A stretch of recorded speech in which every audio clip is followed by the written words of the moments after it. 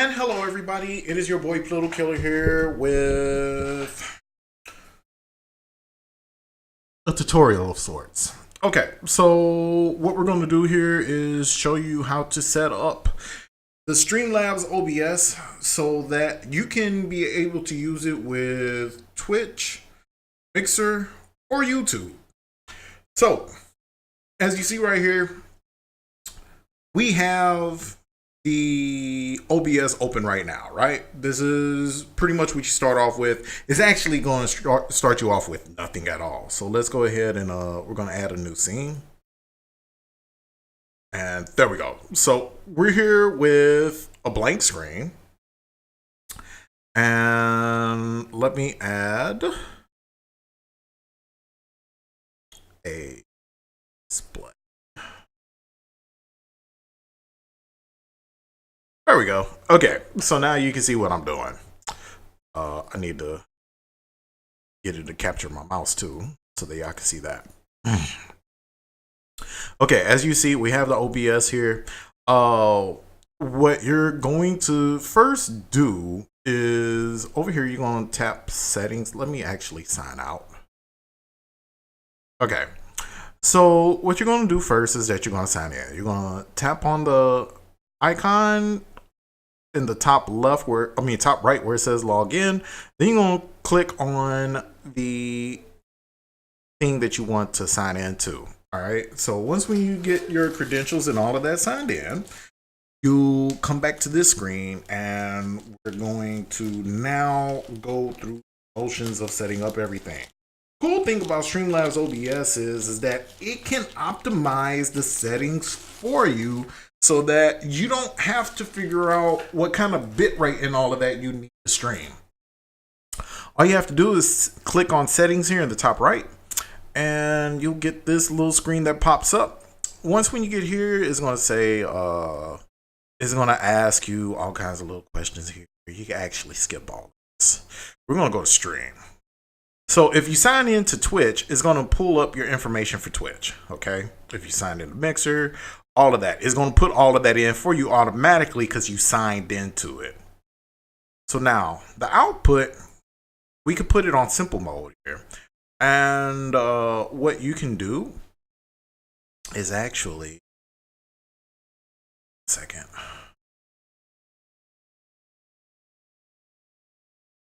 I should know.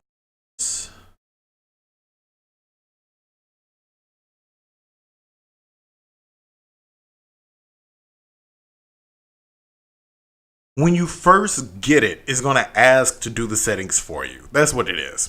It's going to ask to do the settings for you. You go ahead and let it do it, and it's going to automatically put out the best settings for you.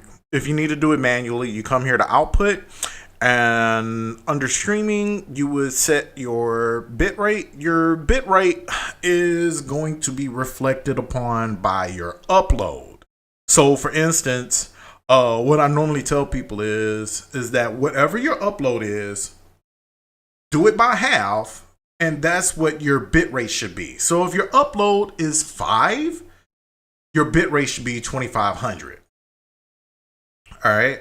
So like I have 1,000 meg upload, so I can set it at pretty much anything that I want.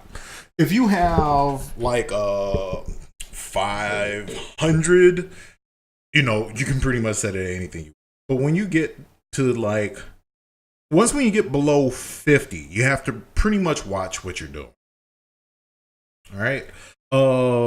Unless you have a GPU that allows you to do NVENC, always do software X264. You can leave the audio bitrate at 160. And then after that, we can go to audio. All right, so your desktop audio device 1, that is what's going to be the main source of audio. You would go ahead and say like whatever your headset is or whatever the speakers are, that's what you set it to. Desktop audio device 2 is like if you have a secondary device playing audio. So like if you have, let's just say you have a virtual audio cable, you can set it to be desktop audio device 2, and it would pick up everything from the virtual audio cable. Your mic auxiliary device is going to be your main source of catching your voice. All right. And then 2 and 3, you can set those up as well. So if you got multiple people talking and everyone has their own microphone, you can set it up that way. Now, video. This is a very interesting one because this is the one that I think most people commonly mess up. And the reason why I say that is because there's a lot of times where I go to someone's stream and their stream is pixelating badly. The reason why that happens is because your bitrate isn't strong enough for the output resolution. So if you set your bitrate and let's just say 2500, you need to make sure that you come to your video and set the output to at least 1280 by 720. Okay. Anything above 3000, you can do 1920 by 1080 with little to no problem.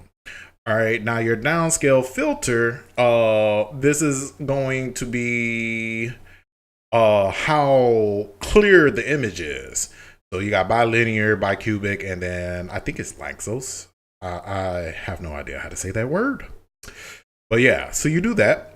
Your FPS type, you want to just set common FPS values, and then you set your FPS at whatever it is that you would like your stream output to be. Now, key like word of thought here. If you have issues with pixelation, even though your bitrate is, like let's just say 2500, and you're trying to do 60 FPS, if it's still giving you pixelation on your stream, lower your FPS. You don't have to lower it to 30, just lower it to like 45 or maybe 50, and just keep playing with it until you have a clear visual on your stream while you're streaming. Okay. Hotkeys. This is just basically keys that you want to put so that you can quickly get through things. They have it set for different things. They got music and all that other stuff. So you can do all of this through hotkeys. I'm not really going to go into it much. It's just something for you to play with. All right, now advanced. This is where things get a little tricky because basically what we're going to do is we're going to tell OBS exactly what we want it to do. So if you have no idea what any of this stuff is, skip it. Otherwise, you can set it up to how you want it. The only thing that I'm going to tell you is that the process priority, this is where OBS takes place in turn of all the apps running on your computer. So if you set it on high, OBS is going to take the most resources from your CPU. It's normally set at normal, so that means it's in line with everything else. I set mine at high to make sure that I'm using as much CPU for it as humanly possible. If you're struggling with processing, you may want to do this as well so that OBS pulls all the processing to it, and then all the other apps are like kind of using the CPU as life support. All right, so that's pretty much it when it comes to the settings. So now let's go over how to capture everything that you want to capture in OBS. So you're going to have the OBS the way it is. This is full screen, by the way. So you have all these wonderful things down here. You have scenes on the bottom left, you have sources on the middle, and then you got the mixer over to the right. The mixer is going to be basically your sound and your recording device. Okay, so sources, this is where you get to put in the nitty-gritty of everything that you have, right? So if you click the plus sign, it shows you everything that you can do. And once when you're signed into a source, it's going to give you more options over to the right. But for now, we're going to stick with the basics so that we can get you set up. So if you have, let's just say you have an overlay that you would like to put up on the screen. You're going to go to image, and it's going to tell you what kind of files you can put in there. So you got a lot of options here. And then all you do is you click add source, and it's going to ask you what kind of image you want to use. So we're going to use this image right here, PKTV. We're going to add existing source. If it's a new source, you would put in a name for it, then hit add new source. So we're going to go ahead and hit existing source. As you see, the Pluto Killer TV icon popped up in the top. All right. So let's look over the next one, the browser source. Browser source is for something that requires a web link. A lot of the times it's going to be like a widget or something of that sort. You'll be able to put it in there. Streamlabs have their own widgets. So once when you're signed in, it'll show up on the right side over here. And it'll say widgets. You click the widget, and then it'll ask you if you want a donation widget, you want an alert widget, all of that other stuff. Image slideshow. What this is that you'll have a series of images lined up, and what'll happen is that after a certain amount of seconds, it'll switch to another image. So this is really good for like if you have like 5 layouts that are the same, but they're different colors. So you want them to transition into one another, you set up an image slideshow for that. And you load all 5 of them in the order that you want. And then after that, you can set how many milliseconds. So 1,000 milliseconds is 1 second. So you could do that.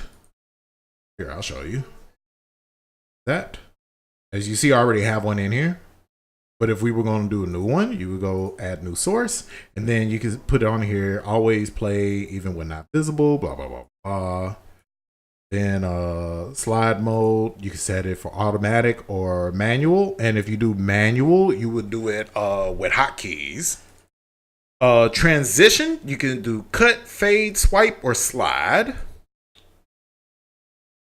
My favorite is fade. And then time between slides, how many seconds you want it to be. And then transition speed, how long does it take for it to move to that other screen. Loop is that it constantly goes over and over and over again. So, or you could do randomized playback where it just plays a different one.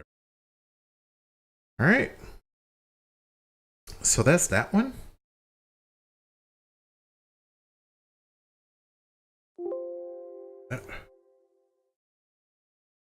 All right. So next, we're going to talk about how to get your games to show up. All right, there are 3 different ways that this could be done, okay? One is going to be display capture. Display capture captures everything that is on your screen. That is how I'm recording this right now. Let's do a display capture. All right, display capture will capture everything that's on the screen to the brim. Okay, so basically from one corner to the next, it captures everything. Game capture is if you're playing a game on the computer itself and you want to capture it, the game source. Okay, you would do this if you have a weaker processor that display capture won't be able to do. Now, the next one after that is going to be window capture. What window capture does is that it captures a specific window. So like if you're using an emulator or something like that, you would use window capture to go ahead and capture it. Oh, I'm sorry, there's 4. Video capture device. These are for people who use video capture cards and for web cameras. You would use these to go ahead and set that up. And I'll show you with the video capture how it's done. So we go to video capture, as it says, built-in webcam, Logitech webcam, and then capture cards, Elgato, AverMedia, and Blackmagic. We hit add source, and as you see, I already got one set up. We could do, we'll go ahead and say add new source. And then from here, as you see, I already have a video capture device in there. We have the AverMedia, but you would click this drop down and then you would select which one you need. And you can set the resolution, the FPS, and all that other good stuff. So that would be it on that. We're gonna go ahead and see what else. But text is pretty straightforward. If you want to add some text, you just click this and then type out the text that you want to show up, the font, the border, the outline, all of that, and then it'll pop up on the screen, and then you can resize it and all that other good stuff. Only other thing that I can think of is to resize. So, like for instance, we want to resize this Pluto Killer TV logo, right? If we click and drag on a box, it's going to do the whole thing. But let's just say we don't want to do the whole thing. We only want to do a portion of it. If you hit Shift, it moves that one thing that you're trying to move.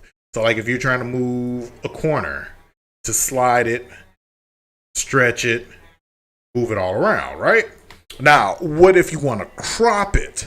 You press and hold the Alt key and then go for what you're looking for, and you can crop to the dimensions that you want without changing the image itself.